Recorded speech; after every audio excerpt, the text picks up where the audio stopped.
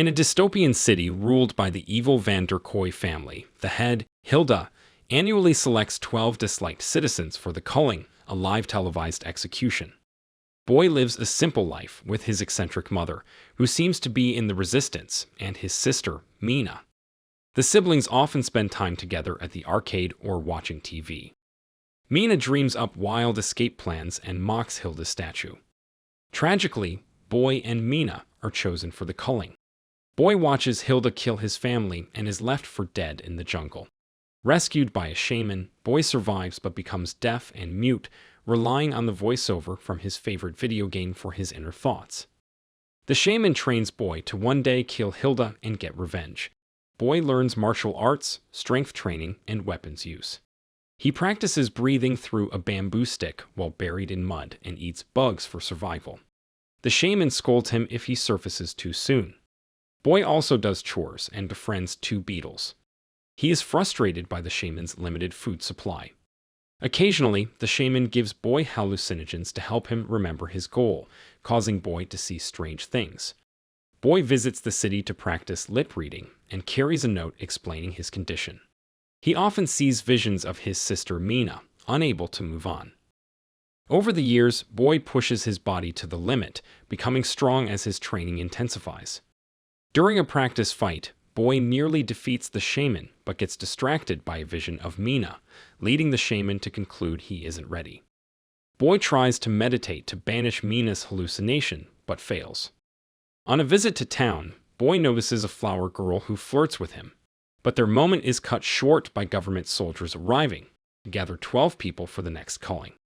Amid the chaos, Boy hides and sees Gideon and Glen, members of the Van der Kooi family, which triggers a memory of Gideon killing a rebel in Boy's home when he was a child. In the square, Glen announces the 12 chosen for the culling. He harasses a poor family, and when a woman insults him, he shoots her, causing chaos. Gideon calls enforcer June 27, who kills a man with an axe and others who complain, her helmet displaying words to match her speech.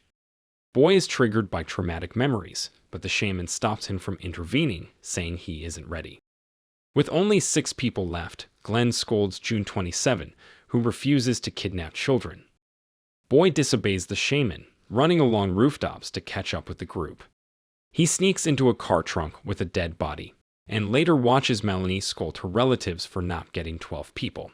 She orders Gideon to grab 6 more from the street. Boy sees a hallucination of Mina and argues with her, losing track of the enemy. Sneaking around the warehouse, Boy tackles the fake Mina to save her from an incoming cart and is spotted by Glen, who sends guards after him. Boy hides Mina in a locker and steals a gun, but remembers the shaman taught him that he himself is the weapon. Ready for revenge, Boy emerges and fights the soldiers hand to hand, using his powerful punches, a knife, and their own guns. As soldiers open fire, he uses a body as a shield. A slave named Basho throws Boy a gun, but it has no bullets.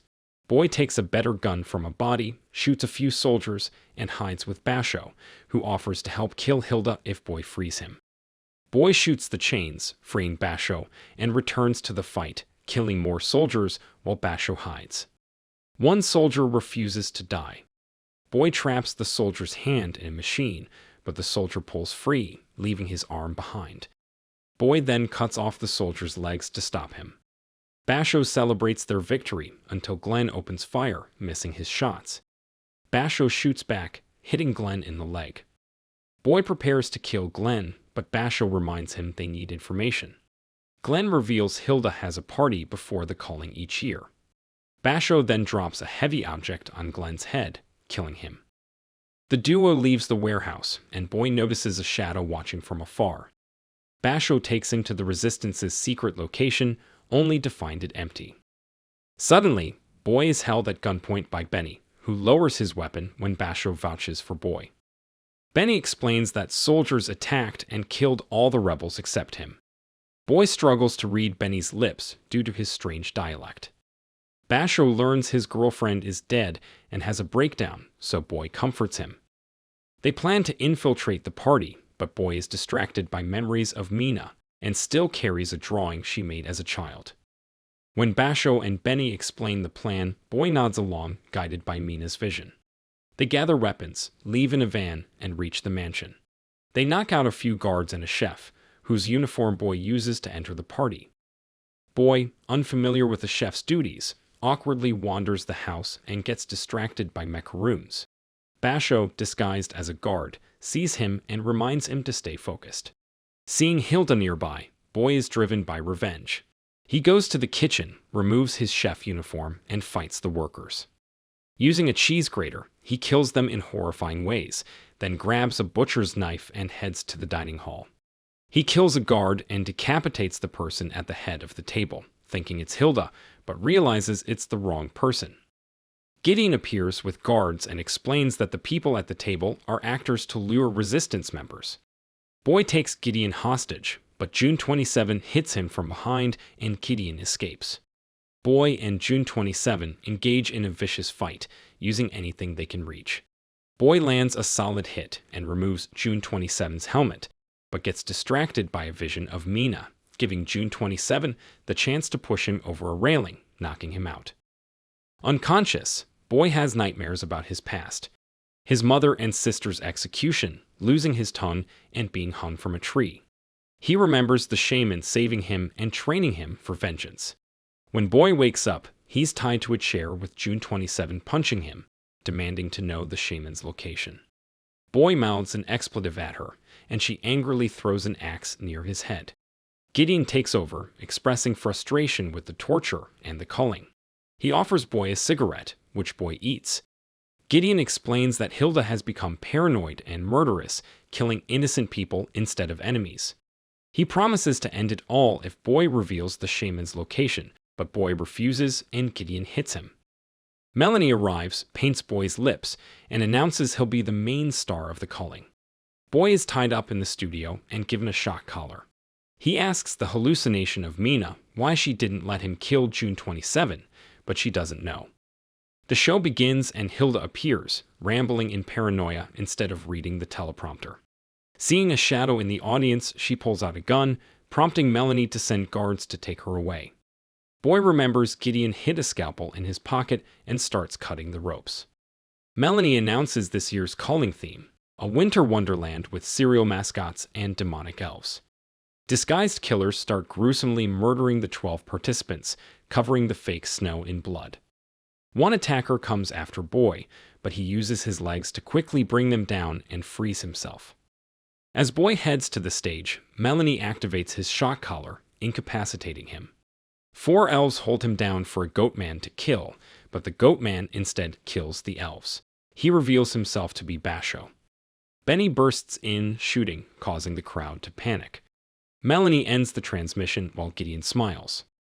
As the crowd flees, Benny continues shooting enemies, and Basho explains how they snuck in wearing soldier uniforms to find Boy. Boy struggles to understand Benny's lip reading, imagining funny details like flowers and strange animals.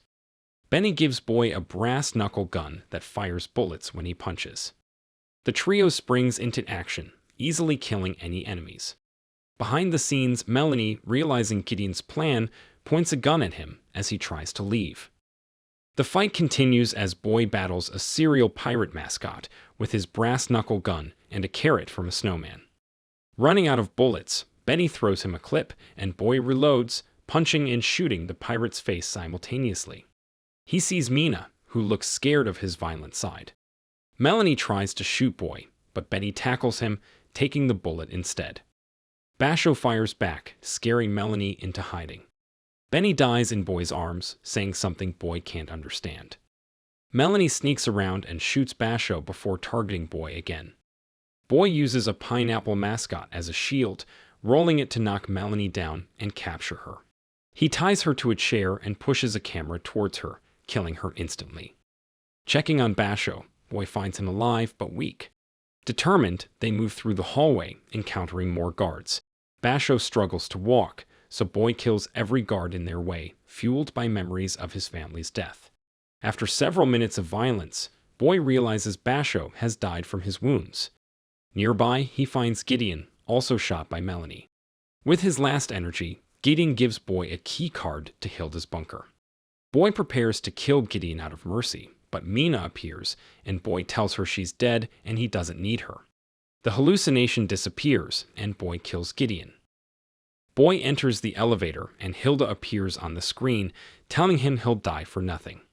Boy shows Mina's drawing, indicating he's doing it for her, which causes Hilda to hang up. The elevator takes him to the bunker, and when the doors open, the guards don't shoot. June 27 escorts Boy to the main room, where he sees family paintings that include him and Mina as children. Hilda rushes to hug him and apologizes for not recognizing him, revealing that Boy and Mina are actually her children. As Hilda explains, Boy starts to remember the truth. He had been at the calling not as a victim, but as a participant. The real victims were the shaman, his son, a woman Boy thought was his mother, and her daughter. Hilda had forced Boy to shoot them, but he had a breakdown after killing the children and the woman. His erratic shooting caused panic, allowing the shaman to escape. Overwhelmed with guilt, Boy fled into the jungle. The shaman found him and started to choke him, but stopped when he got an idea. He kidnapped Boy and brainwashed him, changing his memories. The shaman injured Boy, making him believe the wounds were from the government.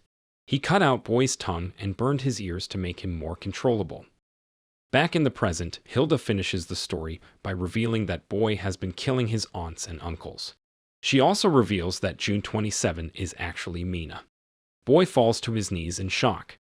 Hilda slaps him when he doesn't react, concluding he isn't her son anymore, and orders Mina to kill him.